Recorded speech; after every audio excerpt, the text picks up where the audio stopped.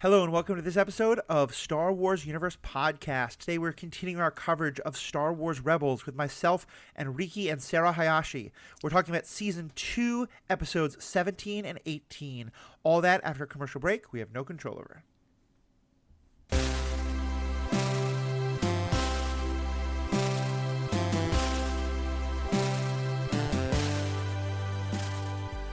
Welcome back. This is Matthew, your host. I want to first start by apologizing. I know that the episodes have been going up in a little bit of a random order and not frequently in the last couple weeks. I wound up taking my honeymoon the last week, and I thought I had gotten like 2 different episodes set up to auto post. One posted at the wrong time. One just didn't post at all until just a couple days ago.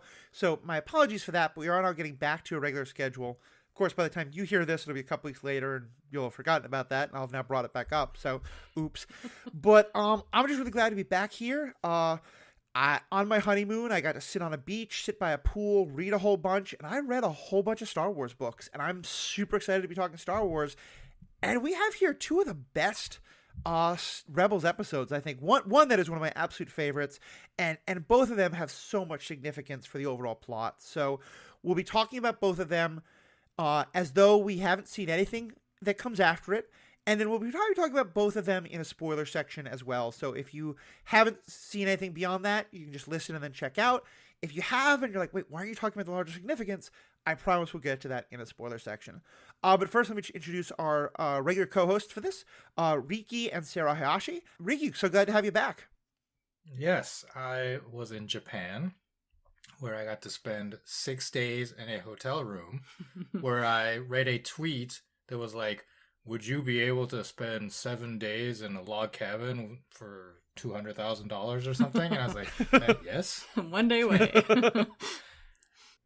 And for context, at least the ones I've been to, Japanese hotel rooms are a lot smaller than the ones people in the United States might be used to. Yes. I don't know if this one applies to you, to the one you were at. It was a bed, a door to the bathroom, and then the hallway where that door was attached. Yeah. Okay. So there was enough space where I could do like squats and push-ups as my exercise. Okay. Well, that's something. Week. That's something. Well, we can help you exercise your mind now that you've been exercising your body. By jumping in. So overall, kind of what's your thoughts on these episodes we're going to be diving into today?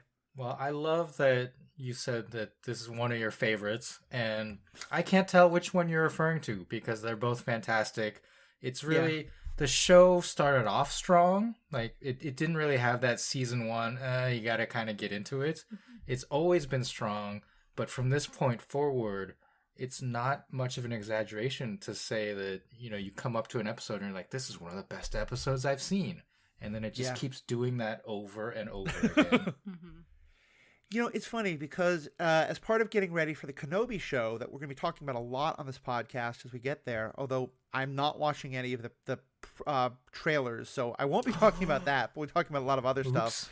I said something earlier. Well, I missed it. I will, however, say I know my fans have wanted some of that, so I might at some point just be like, hey, folks, if you two want to record something on the trailers and just send it in to me and I won't edit it and then just post it. You know, we can do that. But yeah, no. But as part of getting ready for that, Mary has finally agreed to watch some of the Clone Wars. So we're watching just the episodes that are kind of connected for Kenobi or that help set the tone. But we're starting in season 1, and I'm having to do a lot of like, I promise it gets better. I promise it gets better.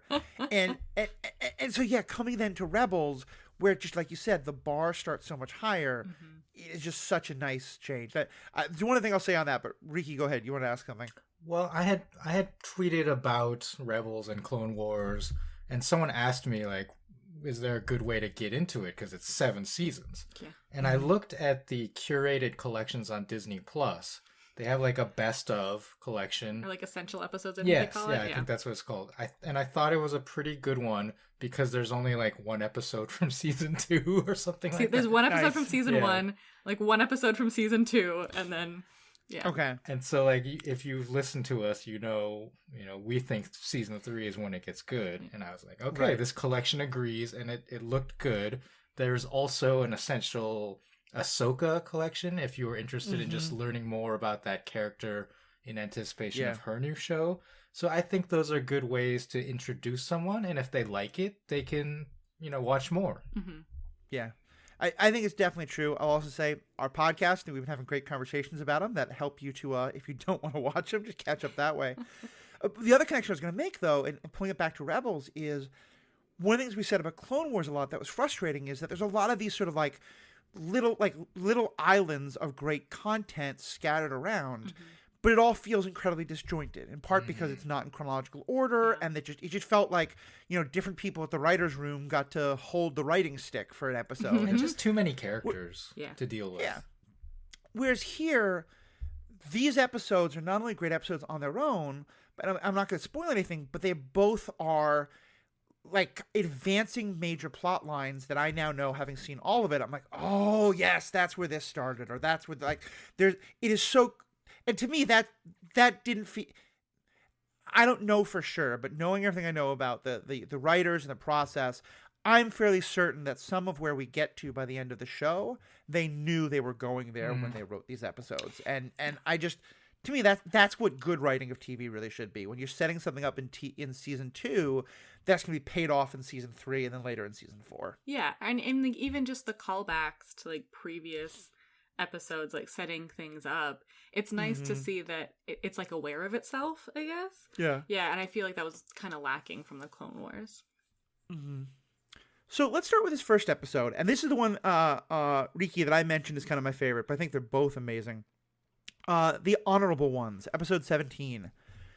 The Ghost crew receives a tip about Imperial activity around the planet Geonosis and go to investigate, only to find the planet completely devoid of life and evidence of a large weapon having been constructed in orbit. When the crew boards one of the abandoned construction modules, they're ambushed by Agent Callus. Most of the crew is able to escape back to the ship, but Zeb is forced to take an escape pod. Callus pursues Zeb into the pod, which gets damaged during the struggle, and the pair crash land on one of Geonosis' icy moons. Callus's leg is injured in the crash, and he and Zeb are forced to work together to survive by fending off hostile monsters and climbing out of the cave they are trapped in. During this, Callus admits to Zeb that he respects Lasat's as warriors, but dislikes them due to his first squad being wiped out by a Lasat. He also reveals that he did not agree with the Empire's decision to exterminate the Lasats, and that the bow rifle he claimed to have stolen from a dead Lasat honor guard was actually given to him by the guard after defeating him in an honorable duel. Upon reaching the surface, they activate their emergency transponder.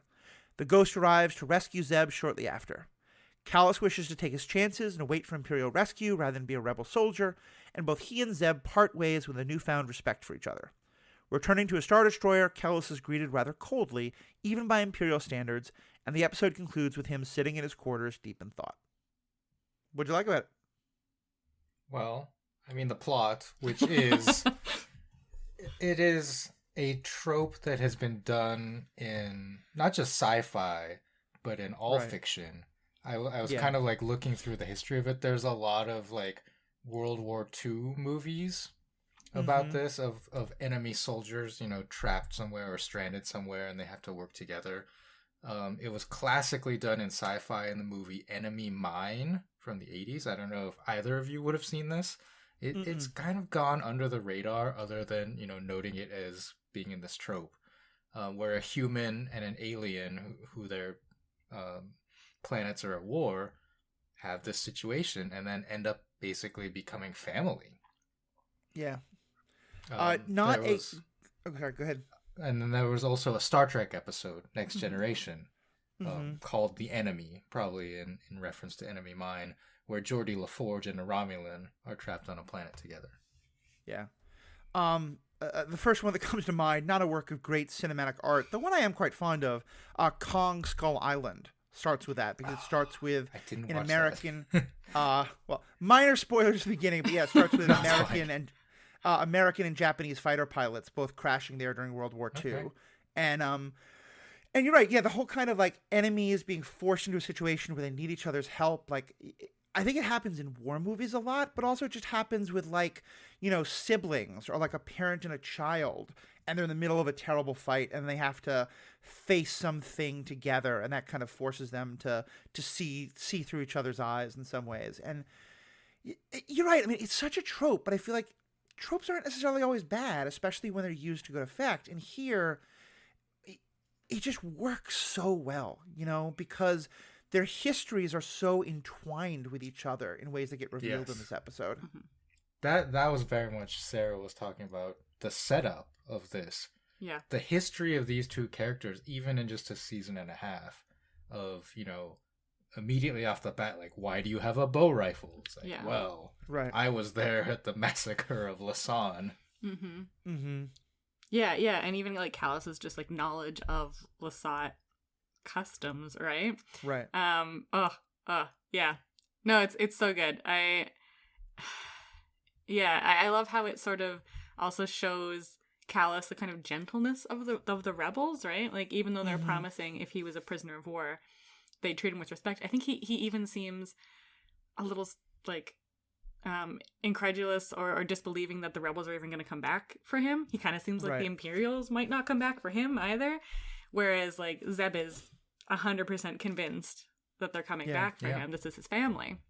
And I also really love that this is coming just a few episodes after we get the episode where Zeb figures out that he's one of the chosen ones, and they go and find Lyra San. And yeah, we get we're getting a little more Lasat history, which is nice. Yeah. Like, I think it's very fitting and by no means coincidental that this episode comes only a couple episodes after. Yeah, that one where that Sarah, you and I got to talk about. Yeah. Where they're searching for the history, the new world for the Lasats. Legends of Lasat. Yeah. And I think that is also a way to explain why Zeb softens here. Right? Is that what you're talking about? Yeah. Because he knows that he's no longer the last Lasat, which is kind of what he was thinking, right? Or one of the last. But now he sees that his civilization is going to survive. So he's kind of let go of that hatred in a way. Or that like revenge. Yeah, totally. Yeah, I think that's a big part of it. And I also, in terms from Callus's point, I mean, we've talked about how Callus has at times come off like the name is very fitting. He's Callus, he's evil. A soldier kind of, made a bit of fun of him and he just kicked him off down a... He murdered him. Yeah, murdered him, sent him down into a ravine. One of the things, though, that I think that really this episode shows, and you were just talking about this, Sarah, is how much, and this happens in war all the time, you give your soldiers, not only do you dehumanize the enemy, you do everything you can to make them hate the enemy, but you don't give them any chance to see anything good in the enemy. You want them to hate them. And like I said, I read some Star Wars novels while I was on vacation, a couple of which, particularly Lost Stars by Claudia Gray, but a few others as well, really go into how if you're in the Imperial force, and this happens all the time, it's happening like, for example, in Russia right now, you're not supposed to be getting any information about the outside world except by the Empire, and you're punished if you're even caught like listening to any other, news sites or anything like that. And so all you learn is what the Empire is telling you about how the rebels are all terrorists and how they're all, malcontents, and some of it's that they're all just trying to keep the separatist wars alive, or they're trying to keep like there's one whole great thing about how the Empire is telling people that like the Empire is trying to like end slavery in the galaxy, and the rebels want to keep slavery going because they're connected to all these things. And it just like Callus is by no means a hero in any way, but you get like the genuine surprise you get from him when he realizes like he's not just going to be murdered or tortured, kind of shows you like, okay, yeah, knowing what he knows about the rebels, I understand his perspective a little bit more, even if I can't justify it. Yeah. And I mean, there are also plenty of opportunities for Callus to have just like outright killed Zeb. Yeah. In that like weird ice moon cave. And part of it was like a sort of like self-service of his leg is broken, he wouldn't be able to get out, and they can't, like the transmission transponder MacGuffin won't work inside the cave, so they obviously have to get it out outside of the cave. But like he wouldn't be able to do that without Zeb, but also right, there's this like, I don't want to, it would be dishonorable to just like shoot you in the back. I know of like Lasan battle traditions. I want to fight you on the battlefield and like take you down the proper way.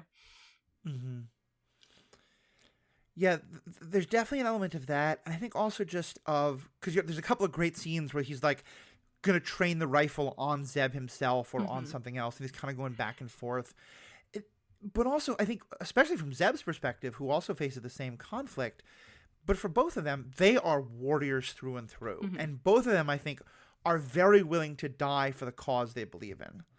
And I think to some extent, like, there's a part of both of them that feels, especially at the beginning, that sacrificing their own life in order to make sure that this other warrior dies for the other side is perfectly legitimate, you know? And so also that extent of, like, willing to help both of them survive, you know, and Zeb, especially at the end, like, Zeb could just be like, I'm not giving you a choice. I'm taking you prisoner. You know, you're coming with us. And he doesn't. To me, it just shows such growth for both of them. Yeah, and, like, doesn't even mention to the rest of the Ghost crew that, like, P.S. Callus was there with me. He just, like, keeps that to himself. Was like, yes, I was alone on this ice moon. Thanks for coming and getting me. Yeah.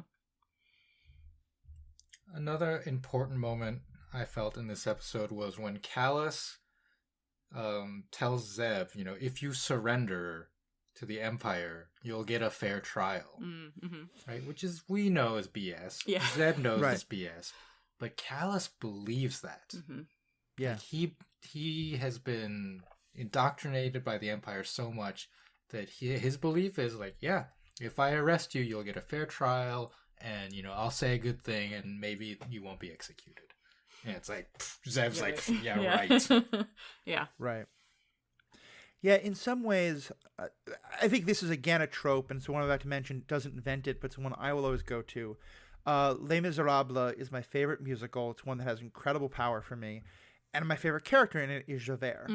Because I'm so drawn in by the character of the person who so believes in law and order and so believes that the criminals must be wrong and bad that they're really challenged by when something he's shown that that's not the case, you know. And in Javert's case, it drives him to end his life because he can't understand how the character who he has seen as this horrible criminal can save his life, can be kind to him. And I think that's exactly what's happening with Callus here. For Callus, the only way that he can justify the horrible things the Empire is doing is if it is for the good, you know, if it is for law and order, if these criminals are terrorists with no regard for human life whatsoever. And like, two of them are Jedi, and like, the Jedi have to be eliminated. We know this because, like, they're an evil mystery cult who, like, murder children and are warping the minds of people. Yeah, totally. Yeah. And the ending of this episode, I think, elevates it to such an amazing degree because the Ghost crew comes and rescues Zeb. And Callus is watching, you know, from his hiding place. So he sees that camaraderie, right, of them, like, hugging, goofing around, like, oh, we're so glad we found you. And then when Callus is rescued, he gets back to his ship, and he's limping around because he broke his leg, and no one's helping him. And he comes across Admiral Constantine, and they just, like, exchange, like, Admiral, like, Agent Callus, and, like, goodbye. And then he goes to his room and sits by himself quietly. Yeah, there's that, like, seed of doubt. Yeah. It's so sad, you know, for him. And he sighs, and he just, like, what am I doing here? Like, he has, you see that doubt building in him because of those interactions, the difference in the interactions. Yeah, and, like, Constantine has never been Callus's biggest fan to begin with, right? And, like, he's failed again. They had to go rescue him. Constantine probably didn't want to go rescue Callus, but was presumably ordered to because he's one of their best agents. But not even so glad we found you. Oh, nice you're alive. Good to see you alive. No.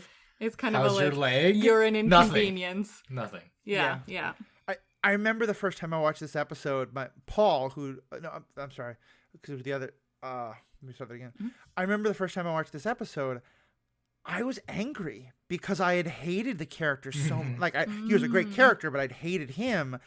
And now I felt sympathy for him. And I was like, no, I don't want to feel sympathy for this guy. He's supposed to just be the mustache twirler, but he's not. That's what the show isn't doing. Yeah. And that's what I wanted to also... yeah, no, definitely. I want to also just touch on, at the beginning of the episode, it's so fast gone over, but we learn two big things. One, we go to this planet Geonosis, which for anybody who doesn't remember, that's the planet where the final battle at the end of Attack of the Clones, the second movie, takes place. It's where the Geonosians are all kind of like insect-type creatures. They have wings on the back, and they fly. And they were the ones who fought this epic battle with the clone troops and the Jedi. That planet's just been wiped out, decimated. There's nothing living there anymore. And also that some huge weapon is being constructed in orbit. Some weapon. Not a moon. What could it be? Yeah. Right. Yeah. It's very clear that it's the Death Star. Yeah. It's the very beginnings of it, which I don't love that they introduced the idea that it's being built this far in advance. Like, I didn't like that in the second movie because to me, it kind of takes away from the idea of like, it took 30 years to build this thing. I mean, it's a big ass spaceship. Presumably this was like a prototype, but yeah, I get where you're going. But I kind of like the idea that it was only sort of like when they realized everything else wasn't going to work. But anyway, putting all that aside, but yeah, it's just such little details, but that are going to be, that they feel like they're going to be so significant, later on. Because I'm certainly thinking like, what happened to Geonosis, and what's the connection here? Yeah. So yes, I love everything about that, and I think to the point of why did it take so long. They are starting to build that, I don't even want to call it a retcon per se, but the mythology of the Death Star, right? With Galen Erso from Rogue One was sabotaging it intentionally. I think the fact that they have to mine kyber crystals from across the galaxy means like the weapon was not at full capability for a long time because of that. Mm-hmm. So the superstructure, whatever. You build a big moon-sized ship. Mm-hmm. But I think the weapon itself has taken a long time to test and build and get correct. Yeah, and the planet isn't, like, decimated. The planet is still there. It's just they've killed everyone, kind of, Right. Which I think it is by no means coincidental that that's being talked about in the same episode where we're talking about how the exact same thing happened in Lasat. Yes, in terms of the killing of all the people. Yeah. Definitely. Yeah, I even Go ahead. Oh, I was just going to say, like, at the very beginning, we kind of get Rex talking a little bit about Geonosis, right? Because he was there in Clone Wars. We saw his interactions in Geonosis with the, like, underground bug people. Mm-hmm. And was at in Attack of the Clones, presumably. I haven't seen the prequels in a very long time. But, it's just nice that we're getting Rex's involvement, even in just these, like, little ways. Yeah. Definitely. So we're going to say a lot more about that episode in the spoiler section, but let's go on to the next one. Wait, I have one last thing. Sorry. Go for it. Droid fight, air horns. Chopper and the Imperial droid in the beginning. The Imperial droid that's like trying to shut all the doors. Oh, and they're like, Chopper, get it. Yeah. It was just a great, fun droid fight. Yeah. Droid on droid action. Always here for it. Shroud of Darkness, episode 18. Does one of you want to read the summary? Sure. It's like half the length of the other one. Yeah, I know. Anyway. Shroud of Darkness. Ezra and Kanan, after facing off with the Inquisitors again, decide it's not safe for them to be around the rebels while they're being targeted by the Empire, and decide to get advice from Ahsoka. On her advice, the three set out for a Jedi temple in Lothal, where each have a separate vision.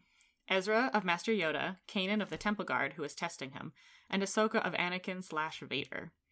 As the Inquisitors track the group to the temple and force their way inside, Ezra is told by Yoda to find Malachor. Kanan is warned by the guard, who reveals himself to be the former Grand Inquisitor, to beware of Ezra's temptation to the dark side, dubbing Kanan to the official rank of Jedi Knight, a rank he was never able to achieve due to the execution of Order 66 and the extermination of the Jedi Order. During her vision, Ahsoka faces guilt over not being present during the fall of the Jedi, while also accepting the fact that her former master, Anakin Skywalker, has become the Sith Lord Darth Vader. The three escape as the shades of the Temple Guard hold off the Inquisitors. Vader and the Empire's forces arrive at the temple as Ahsoka informs Ezra that Malachor is not a person, but a place. Okay, so, Riki, you said that you weren't sure which of the two episodes I might be mentioning because there's so much goodness in both these episodes. What do you like so much about this episode?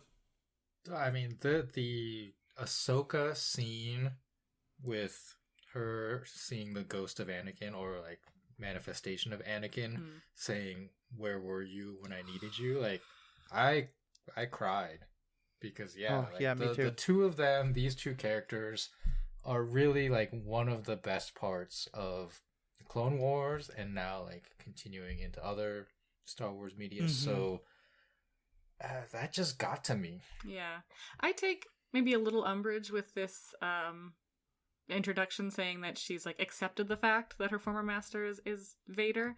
Like, I mean, she's known for a while, and I think has been denying it for a while. But even like now, when Anakin's voice turns into the like Vader breathing, she's still like, no. Yeah. So like, I don't know if she's fully truly accepted it, but I don't know. Yeah, probably less in denial about it. You know, if like 5 years later someone asked her, when did you accept it? She like maybe mentioned this as one of the major steps on the journey. Yeah. But yeah, and part of it, and this is also, like, I was hit by all the emotions, and it started for me even with this scene. When Ezra first goes to her, before they even get to the Jedi Temple, she's watching one of those holocrons of Anakin, like, his lessons to her. And she just, like... She talks about how he just had all this kindness and how he just like cared so much about everyone. And it's just like, we know that he's Vader. We know that she is worried he's Vader, but it's such a nice reminder of like just how good he was in so many ways. And that it's the Jedi not being able to know what to do with the fact that he had this, you know, all this love and attachment and emotion. And Palpatine manipulated his love for Padme. Right. And it's why the Clone Wars show is so good, and because and Rebels is continuing. It really helps you understand the tragedy that is Anakin Skywalker, you know, and these people who, like when I was talking to Mary about the show, I said, to me, the three most important relationships in the show, because they all highlight the tragedy of the fall, is Anakin and Obi-Wan, Anakin and Padme, and Anakin and Ahsoka, and how each of them see like a different part of him, but they all feel this loss. And you know, in the movie, we get to see Obi-Wan and Padme, but Ahsoka didn't, you know, and for plot reasons as shown in the Clone Wars, we know why, but, you know, she's not there during that last movie. So, yes, hearing her talk about it is just so powerful. Yeah, and I really like, it's a little weird. Like, Ezra asks, like, what happened to him? Do you know what happened to him? Which is, like, maybe a strange question, knowing about, like, the Purge and Order 66 and stuff, but, like... like Ahsoka responds with like, the last time I saw him, he was like rushing off to save Palpatine, blurdy blurdy blur, which I think is like a nice phrasing around this sort of denial of like, yeah, I think I know what happened to him. Yeah, but is she's not talking about that, right? Yeah, I mean, well, the phrasing is even more careful. You know, he was rushing off to save the Chancellor. The Chancellor, yeah. And I you would think that Ezra would say something like, the guy who's the Emperor now? Yeah. And to me, I think, again, as I get ready for the Obi-Wan show, I think for for Obi-Wan Kenobi, his decision to lie to Luke, or maybe not to lie, that's the whole question. From a certain point of view. Yeah, exactly. To frame it from a certain point of view. Like, to me, what Ahsoka says, I think she doesn't have the complete knowledge that Obi-Wan has. She hasn't fully accepted it. But what she says, it's very much also true from a certain point of view. Well, I think it's like... And I think that's very much... I think that scene is very much supposed to mirror Obi-Wan and Luke. Definitely. And, like, she's telling the truth, right? Like, she hasn't seen Vader yet, has she? She's only, like, sensed him in the Force? Right. They had that encounter where they kind of, like... I think they did come into contact with each other, but certainly they were... It was kind of like a Luke and Vader at the end of...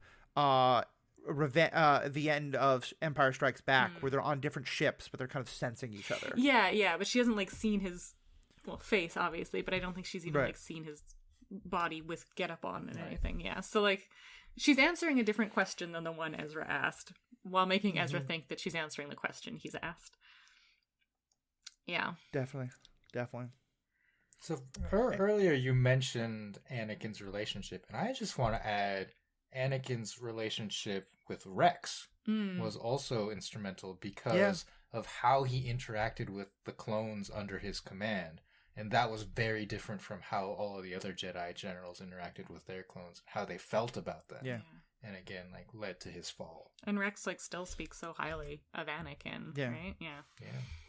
Like I was really into military history when I was in high school and college, and then I got into kind of the like philosophy of military and stuff like that, and found a lot of it very troubling for honest reasons, especially as I got older. But I remember one thing that a lot of people would talk about is this idea that like that to win wars you have to have a level of detachment from the military, from the soldiers you're commanding, because if you're like, oh no, I can't send Johnny into combat, then you're never going to use your soldiers, and you're always going to lose every war. And that's, if you want to say that's a huge indictment of war, then yes, I agree.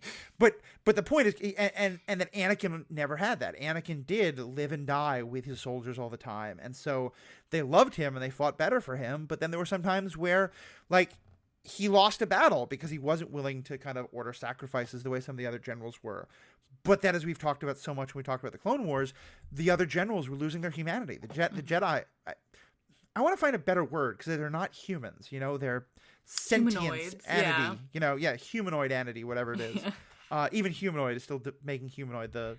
I know, but they call them humanoids in canon, so like, but yes, yeah. Exactly. Their personhood. Yeah. What on earth are you talking about? Oh my gosh. Yeah. and just as part of that, again, I think one thing I also really like about the show is that it's subtle. It doesn't have to hit you over the head.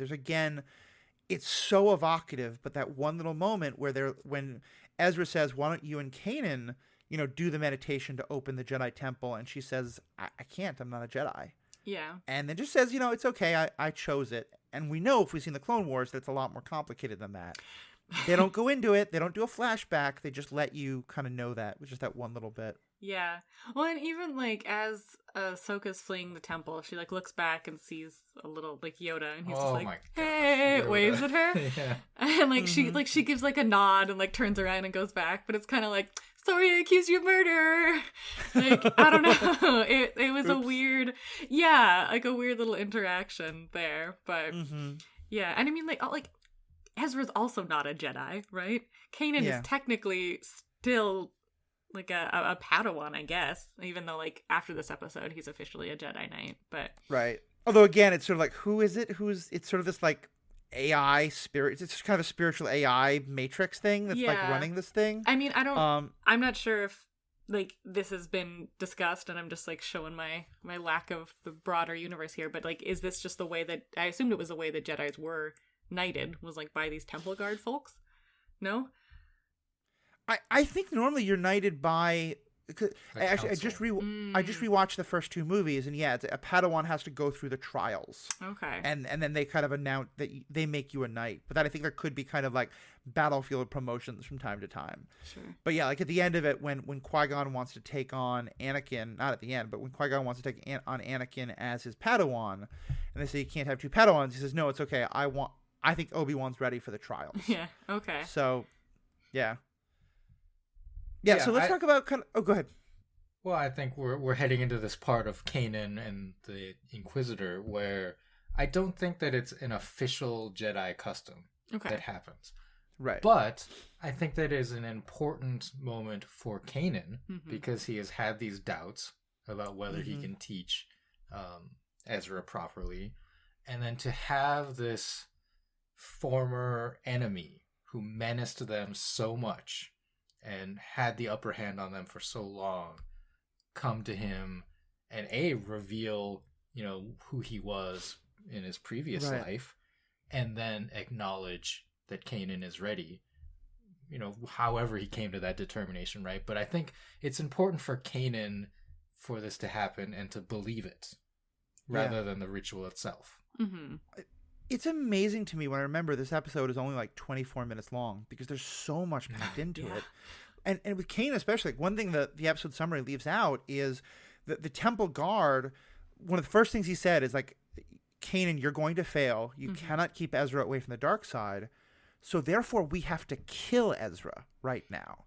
And I think the whole idea is it's supposed to be a test for Kanan. He's not actually going to do it.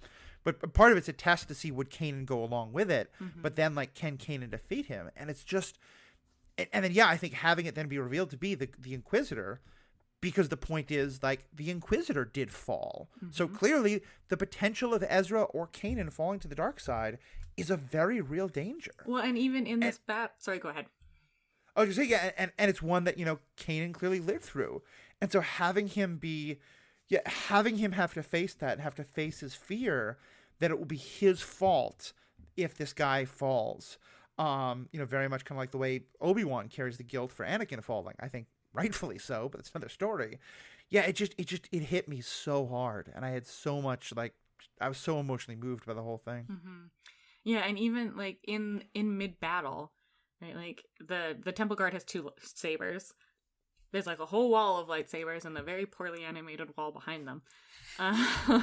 And like Kanan grabs one and it's a red saber, and he fights off the Temple Guard using his blue saber and like the typically Sith red saber, right? And I think there's this like subtle commentary on like maybe the Force isn't light and dark. Maybe it's just the Force, and like the person using it is the light or the dark. But yeah, and I loved the line that the Inquisitor says of like, "You are now what I once was, a Jedi Knight."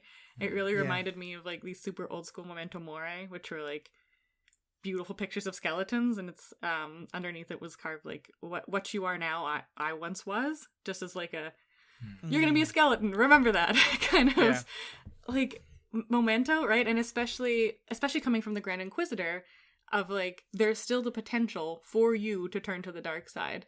So like, you are now what I once was, and you could be a big old Grand Inquisitor Sith dude. Yeah. Right. It's so good. But that also he's saying, but I, knowing how real it is to fall, as someone who fell, I am saying that like I trust you with Ezra. Kind of that it's not because at one point Kanan, I think it was just in season 1, he didn't want to train Ezra for fear that he could be like creating this weapon for the dark side. Yeah. Well, and I think like it's the sort of the same way that a Memento Mori works, which is like, live your life now, right? Like, be consciously aware of the fact that you are like choosing to use the light side. And like, okay, so also a little bit of a tangent. Do we think this is actually the Inquisitor, or just like some weird ghost hologram thing? Or is it like the Force ghost of the Inquisitor? I think, and I'm trying hard not to like draw too much from what I know from like some of the novels and stuff, especially when they aren't canon, but given the way we've talked about these things before, I think what often happens here, like sometimes you can have sort of a holocron or some other like essence of the Force where it is a specific personality. You know, like Ahsoka has that one that is Anakin, or something like that. But here, especially because it is Anakin / Vader who appears to Ahsoka, and it is Yoda who appears to Ezra. And remember, Ezra has never met Yoda, has never had I get the feeling that this is kind of one of those, like, kind of the, it is in essence of the Force that appears to the person it's talking to in the form that's going to most capture what that person needs to hear. But Riki, what's your take on it? I think Yoda is actually Yoda. I think we established in the previous Temple episode that this is somehow connecting them to actual Yoda on Dagobah. Well, talking to them, right? I think we were undecided. Like, we were not unanimous in the previous episode. But yes, I do agree that I think this is Yoda on Dagobah, on his little like stumpy tree stump situation. Yeah. Yeah, he just like gets a call, like, "Oh, someone has come to the temple on Lothal." Yeah. Or we know that like Yoda's maybe powerful enough to do this, but yeah, like I don't think that's actually Anakin. I'm like question mark on whether that's actually the Grand Inquisitor. I don't think it's the Inquisitor's Force ghost or whatever, because he fell as a Sith, and I don't think there's any established canon of. Well, maybe there are. Who knows? I think it is the temple interacting with Kanan's like memories and knowledge of the Inquisitor and creating this vision for him. Yeah. I mean, it would be really cool if maybe part of what we're supposed to learn here is that, like, and this could work out, that Kanan Kanan was a Jedi, was a Padawan, while the person who becomes the Grand Inquisitor was himself a Jedi, and so they did meet in some way. Yeah, like that was another thing I was going to ask then, right? Like, was the Inquisitor actually a Jedi, or is Kanan just making this up in his head, or, yeah. I think also, though, I'm often the person who wants the direct answer. In this, I'm kind of happy that we don't get it. Yes. Like, I like that there's some mystery. I like that it keeps this idea of this being mysticism, that it's not Dungeons and Dragons with exact rules about how the spirit ghosts work or something like that. Totally. And like as soon as you start trying to pin down spirit ghost rules, then you automatically find all these like inconsistencies in the already established, like in the stuff that's been going on since 1977, right? Like if you start trying to pin down hard and fast rules, you're gonna get caught. Yeah, I also love it, like open to interpretation. Am I right that I feel like Ahsoka gets one hell of an arc. Kanan gets one hell of an arc. Ezra, it seems like he doesn't have that much growth. He mostly just like he gets challenged a bit and he learns he needs to go to Malachor. And that's about which again, expecting 3 fully fledged character arcs in a 22-minute episode, I'm not complaining. But I feel like there's not as much to say about Ezra. Is that fair? Yeah, and I think he got most of it the last time they were at the temple. Yeah, and I totally agree. Like Ezra doesn't have much growth, but I don't think he needs a lot of it right now, right? Right. Unless, he contacts Obi-Wan and asks for advice on how to ride animals. Yes. Yes. He doesn't need that, though. I mean, he's riding them like becoming a pro. He's becoming a little bit the Steve Irwin of this universe, which is kind of fun. They leap off the cliff early on in the episode. Good on you, Ezra. Yeah, well, so, I mean, can we talk about the beginning of the episode for a little bit? Because I can't believe this is 22 minutes long. But we jump right in, right, with Ezra and Kanan facing off against, is it second sister and seventh brother? Fifth brother? Sixth brother? Sixth sister? There's two. The Inquisitors. There we go. Look, birth order in a family is really important, So yeah, right. And one little like moment that I love, the second sister, sixth sister, female Inquisitor, is voiced by Sarah Michelle Gellar, correct? Yes. Yeah, and she's married to Freddie Prinze Jr., who's playing Kanan. Okay. That makes their interactions a lot more fun. Right? And so, like, they have this great little exchange where she's like, oh, you're handsome. And he's like, I don't go for crazy girls anymore. She's like, well, that's okay. You're not smart enough for me anyway. And it's like, you're married. Which I really liked. And then, yeah, like Riki alluded to, when Kanan and Ezra are really, like, jiving well in this battle. They're holding their own. And Ezra's like, okay, I found us a ride. And he's summoned I've looked it up, they're called TBD, which are those like weird stingray things. Yeah. That's gotta be a joke name. 100% is. Yeah. Okay. Yeah. And like, it was way back at the 3rd episode of the 1st season. These are the things that like resonate with the frequency of the Phantom. And like climb on top of it and try and mate with it. Anyway, they never named them, so their name was just TBD, the letters, for the longest time. And then I guess the writers just decided that their canon name would be TBD, which is TIBIDEE. Right? I love that. Isn't I love that great? Things like that. But yeah. I love, and we talked about this, Matthew, when it was like just you and I doing our show last episode about the Purgle, right? And Ezra's animal connection. So like Ezra does have his little moments in this episode, but yeah, it's definitely not about him. Yeah. So I think that's like, there's so much more to say about both these episodes, but I think all of it should go in a spoiler section. So is there anything else you want to bring up before we move into that? No, I'm good. Well, I would say then, for those of you who have not seen later in the show and don't want to be spoiled yet, hit pause after I finish this quick thing. But most importantly, please remember, go to theethicalpanda.com. It's a place to give feedback, all different ways to tell us what you think. Would love to hear your thoughts on this episode and other episodes. We're going to try and incorporate more feedback into future episodes. And of course, there you'll find all the other podcasts I'm a part of. So please check all that out. And we're going to enter into a spoiler section in 3, 2, 1. So does this count as the meet cute for Callus and Zeb? No. I think the meet cute is like way back when it's like, I'm going to kill you. No, I'm going to kill you. Yeah. Yeah. Knowing that not only is it like kind of hinted at pretty strongly towards the end that there's a whole like I'm taking you home to meet the family. Yeah. But like the voice actors have been like, yeah, no, they're kind of into each other that way. It's just it gives and even if you don't have that, even if it's just that they become platonic, like their relationship, the way they evolved is so beautiful. Yeah. And if you told me season 1 that these two are going to become good friends, I'd have never believed it. Or even that Callus would become a spy against the Empire in Fulcrum. Oh, what? But this episode sets it all up so well. Yes, totally. Yeah.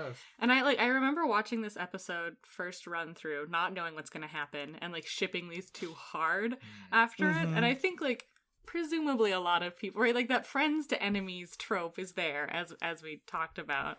And then it's like enemies to lovers. Yeah. Yeah, and like you're right, they never explicitly state that they're a couple, but like at the end of Disney, yeah, they gotta sell it to China somehow.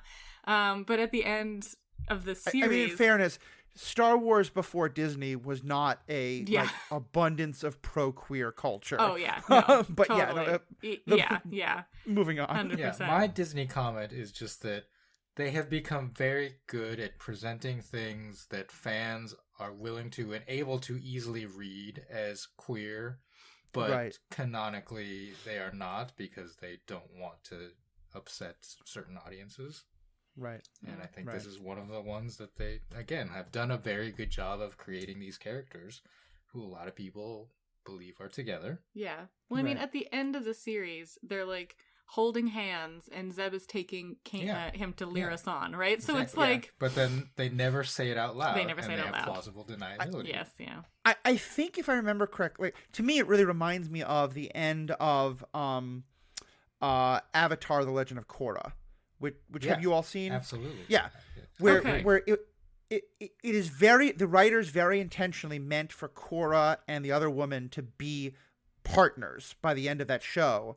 And they actually like wrote and filmed or animated a kiss between the two of them. But the producers were like, no, or the company Nickelodeon was like, no, we can't do that. So the episode ends like 2 seconds before it was meant to end. Huh. And I've heard things from the writers of this, or you know, I've seen TikToks about it. So take this with a huge grain of salt. That there was something like that. They were going to more explicitly write that these two are now a couple, but that it kind of got Avatar cut. Yeah. But I mean, I've read some fanfics where they're very explicitly a couple.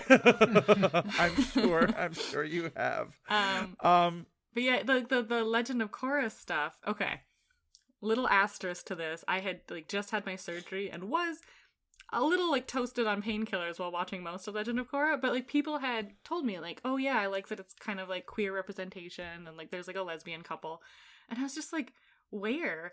Like I was expecting it to be explicit. And was really upset when it wasn't. And I mean, this is maybe just me like misinterpreting what people had said to me. And I was like geared up for like a full on, like on the screen lesbian relationship. And yeah, the fact that it got cut is real upsetting. Yeah.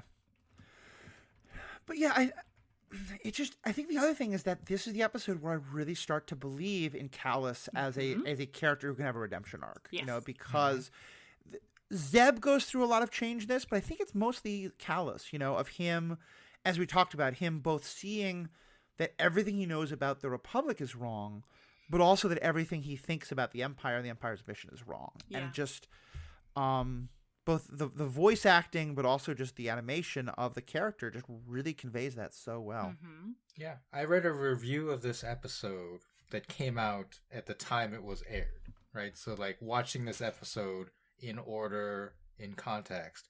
And the reviewer was like, I really hope they do something with this where Callus like starts to question the Empire and maybe even joins the rebels. Oh, yeah. So like that shows you how well this has been constructed, you know, even without this post knowledge of what does happen. Like at the time watching it, it was a very believable beginning of that story arc. Yeah, for sure. Yeah. And like, Matthew, I think you mentioned about like Zeb not really having that sort of like moment of softening to the Imperials, but I mean, I'm sort of remembering way back when he's like so willing to abandon Ezra on a spaceship because like I don't know, something's going down. Ezra's not actually part of the family, so whatever, I had to leave the kid behind, oops. Whereas now, like, Callus, an explicit enemy, he is no longer willing to leave behind. So I think, like, Zeb's already gone through that growth of, like, you don't have to write people off wholeheartedly. Although, like, there's a line where and they're talking and Zeb says something like, do you see, like, not all Lasat are the same? And then Callus asks if that applies to the Empire. And it's like, no, because you chose to be in the Empire. You didn't choose to be a Lasat. But anyway. Right. Yeah, it's such a... And to me, it's funny because this was all written way before. But immediately when I heard that, what I thought of is like, well, don't blue lives matter? Yes. You know? And it's like, no, you choose to be a cop. You don't choose to be Lasat or black. Yeah. But the other thing is here, as we were talking about, but he doesn't, like, how much does Callus choose this? You know, when if choice is an informed choice and he doesn't know, and that I when I think of like villain stories and villain redemptions, that's always one of my big things. And we were talking earlier about the books about Grand Admiral Thrawn, for example, and this is one thing I think we'll talk about with those books when we get to them, is I will forgive you if you didn't know the evil that you were a part of. But once you are shown the evil, or once you would see it if you weren't actively hiding from it, then if you continue to be a part of it, I'm now going to start to really judge you, you know, and granted, I'll take an account, like, is it because you can't leave or whatever. But to me, that's why it's so important that Callus does now start to question it. Yeah. Like, he's being manipulated by the Empire as presumably our most Imperials. Like, it was, I don't know. I was in Disneyland this past weekend and spent, unsurprisingly, a lot of time at the Star Wars area. And one of the cast members was like, oh, stormtroopers. Although I guess not all stormtroopers are bad. And I was like, what? What are you talking about? But, I mean, this was in a post-Finn timeline setting. Yeah. So I'm like, okay, I guess. Maybe they just got tricked into it. But, yeah. I don't know. It's ethically questionable, which is very interesting. And I do think in that regard, I think you're right. I probably was a little bit over the top there. That Zeb does have a real... Because that's the moment where Zeb kind of realizes, like, not all people in the Empire are these mustache-twirling, mwahaha, I'm evil for evil's sake. And I was saying before about how some of the novels I've been reading have been kind of emphasizing that point. And I think here, seeing that, like, yeah, Callus is someone who, when he is presented with an understanding of the evil that he's a part of, will start to question it. Is just it you know, it's like that, well, you're still part of the Empire, so I'm not going to feel bad about our heroes blowing you up. But yeah, it starts to make you think, like, yeah, maybe it's that you're not, like, the fact that you're wearing an Imperial uniform doesn't mean you're like the most evil person in the world, you know? Yeah, like what are the conditions under which you are wearing that Imperial uniform? Yeah, exactly. Which I think it's just, you know, this is something we talk about in the Superhero Ethics podcast all the time. Like, it's very easy to root for someone when they're fighting people who just have no moral value, the way they're presented, you know, because they're aliens and they're presented as horribly ugly, or they're kind of like we were saying before about how, like, you know, in real world things, you know, like I think we brought up before how in World War II, American soldiers were just, you know, presented with this propaganda about the Japanese they were fighting. They presented them as inhuman, barbaric, you know, all these things. And but the Germans were taught about Jews, you know, all this kind of stuff. And yeah, I think that's what you're seeing here, is that both Zeb and Callus have just thought of the other side as just monsters, not real people. And here they're forced to challenge that. Yeah. So good. Yeah. And then, so in the other episode, I think the spoilery part we would want to talk about is Ahsoka, right? Yeah. And Vader. Oh, yeah. And that's this is coming up, like, at the end of this season, where they have their confrontation. And the reason I love this episode so much in that moment is because they call back to it in their duel. I think Ahsoka says something like, I won't leave you, or something like that, because she's carrying this guilt in her mind, blaming herself for not being there when Anakin needed her. Ugh, but even that, like, it's so heartbreaking, because, like, I totally get Ahsoka's, like ease of blaming herself, the feeling of guilt that she feels, but like she's not responsible for Anakin. Like Anakin is responsible for Anakin turning to the dark side, and we can also talk about like Obi-Wan's involvement, Palpatine obviously, but like ultimately it's not like that's an Anakin issue, not an Ahsoka issue, but like this putting blame on herself for getting out of a really terrible situation. I mean, like the Jedi Order were shitty to her, right? Like she needed to leave. She needed to get out. She made that choice for herself and now feels like it was selfish or like she was abandoning her friends when like she was just doing what she had to do to save herself. Yeah. Yeah. I mean, so if you think magic Twitter is toxic, let me introduce you to Star Wars Twitter. Oh no. Where people have arguments about who is responsible for the fall of Anakin Skywalker. And even blaming Padme somehow, right? Oh god. You know, Anakin is ultimately responsible for his decisions. If you are going to blame any external party, I think absolutely Palpatine. Because he just like plays him like a fiddle. Right. Yeah. But I think the guilt that Ahsoka carries is that she feels that if she had been there with her friend, that she could have helped him through the trouble that he had. Oh, totally. And that, like, if you've ever had friends go through something and for whatever reason you couldn't help them, like that is heartbreaking. Yeah. And I think that's so important. And there's another dynamic I want to add. And granted, this is my own personal situation, so I might be projecting a bit, but I think it's a trope that you see all the time. It's not just that they're friends. He had he was her master, her trainer. It's not exactly a parental relationship, but in many ways it is. She was a kid when they started, and he was an adult. And I'm the child of an alcoholic, and we talked about this in Al-Anon all the time. I know many others feel this way. That often there's a sense of like, even when you're a kid, like that it's your responsibility to take care of your parent. And so if you take care of yourself and then more bad things happen to your parent, like, is it your fault? You know, and that's such a part of the kind of toxic relationship trap that can fall into. And that's exactly what I see with Ahsoka, with all of her guilt here. You know, I mean, she's a kid when Anakin's going through all this. Like, how could it be her responsibility, especially when the Jedi do? She says that she walks away, and I think that's true. But the Jedi throw her out, and then she chooses not to go back when they invite her back in. You know, and it was her choice. But yeah, why wouldn't you choose to leave at that point? Yeah, right, totally. No, there's a certain point of view and how she's telling it. Sorry, go ahead. No, I was gonna say, like, I think I was looking at it, obviously my own biases, from like an abusive relationship standpoint. Which I think is. But no, I think that like child-parent like relationship, it's really important to mention because like this was 15 years ago. Ahsoka was in her mid to late teens when she left, right? Yeah. And again, like lifespans, blah blah blah. We don't know. Yeah, it's species, etc. But right. Yeah. Like she's. Yeah. I agree. Is what I'm trying to say. I think it just highlights. If I were to sum it up, you can feel guilt without taking blame. Yeah. Yeah, or like you can feel bad without taking blame. And like the guilt is usually something you can't control, right? Like it's obvious she feels guilty, even though she probably like knows all these things very logically. Like she was a kid, she had to leave. Anakin is responsible for Anakin's decisions. Like you can be as logical as you want, but your guilt doesn't really care about that, right?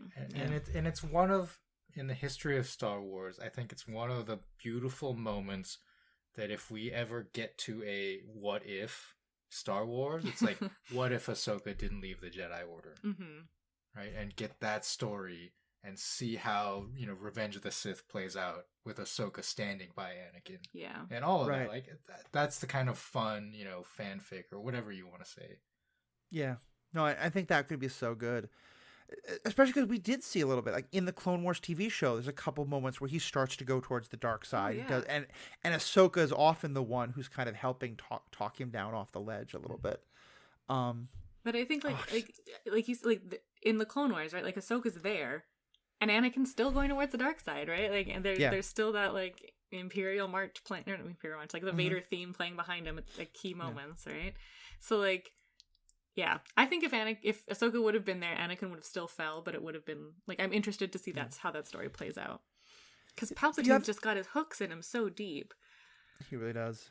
The other thing that I think that it illustrates that is so powerful, and this is something that definitely comes up in abusive relationships, but frankly is just kind of one of those basic forms of cognitive like dissonance, like ways our brains are dumb, is like human brains are very, very bad at uncertainty, at not knowing things.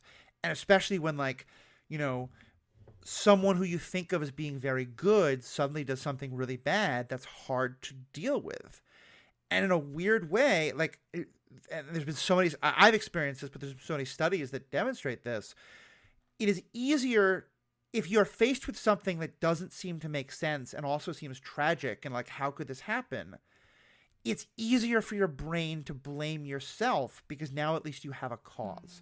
Now it is my fault. That's why it happened, is almost easier for the brain to deal with than I didn't have any control of the situation. I couldn't have changed it. I think that's also part of what Ahsoka's dealing with, is recognizing like, yeah, that she had no power in the situation. She couldn't have stopped it. Yeah. Like that ties also back into the like memento mori, fear of death thing, right? It's just like this loss of control, and it's terrifying. Yeah. Oh, kids show. I know. This is rated like Y7. It's meant for a younger audience than Clone Wars, I think. Yeah. Wild. To me, I think Rebels and Batman the Animated Series are kind of like and Avatar, I'd say, are kind of the gold standard of, they're kid friendly, but they're just, I mean, they're some of those psychologically relatable characters that I think you'll ever see, and psychologically real. Yeah. And like we've got a friend of ours who's got a 6-year-old daughter. Like she's watching Rebels. Yeah. And it's just like, I like Chopper and Sabine's cool, right? Like she doesn't necessarily need to get into like the ethical quandary of guilt. Right. But it's yeah, you're right. Like it's enjoyable by everyone, and like as adults we're still getting a ton out of it. Is there anything about Kanan's story to talk about, how that has some spoiler content to it? I think it's a nice kind of like, I mean, especially we know that, you know, eventually Kanan does sacrifice himself quite literally to protect Ezra and to protect everyone else. I don't think there's too much depth there to talk about, but it is just kind of all the more powerful knowing where his story is going to end up. Yeah, and I think like, doesn't Twilight of the Apprentice is when he gets blinded, right? I believe so. Yeah. Yeah. So like he's about to make kind of a sacrifice. Although, like, we see later on, like, he's not too impeded by his disability, which I think is all, like, something else we'll have a lot to talk about. But Definitely. Yeah. I think I also, and I know this is something I've hyped on before, Kanan's not the traditional Jedi. You know, he has strong emotions. He's not trying to repress them. He clearly is deeply in love with Hera and very attached to her. And so for him to be acknowledged as a Jedi felt powerful to me, because it did feel like you do break all the rules and that's okay. Yeah. Because maybe those rules were wrong. Yes, exactly. It feels like a bright new dawn for the Jedi Order. Exactly. Yeah. And I think it, like we talked about during the episode, like it was important to Kanan to be knighted in that moment. Right. Definitely. Okay. Well, I was just thinking about like Kanan and the foreshadowing element of this. Doesn't he put on a mask when he's blinded? He's got like a Geordie LaForge thing going on. Okay. It's in the yeah, it's kind of weird because it's the promo image for Rebels. So like, you see it. Yeah. So are you thinking of the mask like the Temple Guard mask? Yeah. Similarity? Okay. I think at some point he does wear one of those masks. Oh, maybe. Yeah. So the whole thing about the Inquisitor saying, like, you are what I become, or whatever he says. Yeah. He wears, like, a cloth over his eyes for a while, and then he wears kind of like, like a helmet that's over, like, it almost looks kind of like a Magneto helmet. It's like, covers the top half, but his epic beard still shines through. Yeah. All right, I think that's about a wrap-up point. Is there any other last things you all want to say, spoiler-wise, about either of these episodes? I think we've said it all. Zeb and Kanan for life. Not Zeb and Kanan. Yeah. No, Zeb and Callus for life. My goodness. Mm-hmm. That's a different fic entirely. So this being our second watch through and knowing what Callus becomes, I want to watch for what happens to the rock that he brings with him. You know, the heat rock that Zeb gave him. Oh yeah. And he puts it on on the shelf, his nightstand. Yes, yeah. So I want to see what happens with that and whether they use that as some kind of indicator or reminder. Totem. Yeah. Mm-hmm. Yeah, it's like a memento that he carries. Yeah. And what's the meaning of that? Nice. Yeah. All right. Well, thank you so much. I think it's been. I was really looking forward to these episodes, and it's funny because we were talking before about Twilight of the Apprentice. Paul literally, as we're recording this, asked me like, "Are you up to Twilight of the Apprentice yet?" Because I told him about how good this episode was. We have 2 more episodes to get to that are fun episodes, but they're kind of filler. And I think we're going to be a little frustrated at because we're all just chomping at the bit. Like, let's get to Twilight. But we'll be getting to Twilight soon. It's so powerful. Oh, no, it's fine, though. We watched the next one, the droid one, and it's fantastic. Like, it's a fun episode. The filler episodes for Rebels are great, but they're still filler episodes. Yeah. Yeah, they're still really fun. You know, there are sometimes they have some really insightful stuff. We don't have any of the filler in Clone Wars that were just kind of painful to watch. Yeah. Yeah, and like I said, it's a droid episode. You know, we hated the droid arc in Clone Wars, but this is going to be a good droid episode, y'all. Yeah. Chopper gets actual character growth. Oh my gosh. In some I good love ways. Chopper so much. Yeah. Yeah, so like we are going to have another episode before Twilight. It's going to be about filler episodes. But it's still going to be great. Yep. And then we'll get to Twilight and just so much more good stuff to come. So, all right. Thank you both so much. Thank you to all our fans. Tune in. Check out all the other great things happening at theethicalpanda.com. And most importantly, have a great day. Yeah, that's what we were missing last week. Yeah, it was sad.